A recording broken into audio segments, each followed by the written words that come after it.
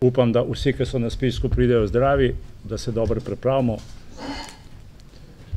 Čaka nas ena lepa tekma, kar se vsaj mene tiče, biti trener Slovenije ali pa bilo kjer reprezentance, imeti ta privilegij igrati tekmo na Wembleyu, to je čast. Če bi me pred kvalifikacijami kdo vprašal, da bomo imeli pred tekmo iz Anglijo 6 točk, jaz bi rekel, da je to fantazija, tako da gremo lahko tja spuščeni, odigrati eno dobro tekmo, tako da kaj pa rezultat pove, pa pove, lejte, ste v zadnjih tednih videli, da vsaka tekma začne z 0-0, presenečenja so možna.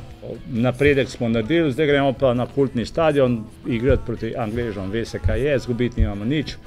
Fantje imajo vse, da pokažejo, kaj znajo in je. Meni jih motivirati ni treba, saj mislim, da ne. Mi, da imamo potencial, da jih pa lahko tudi ranimo, ker tudi oni v tem trenutku imajo pa tudi verjetno svoje probleme. Smo se dejansko odločili igrati prijateljske tekme z vrhunskimi reprezentancami. Jaz, kar se tiče tekme s Kolumbijo, potem to je samo ljudem, tisti, ki imajo rad nogomet, da pridejo na koncu leta pozdraviti reprezentanco in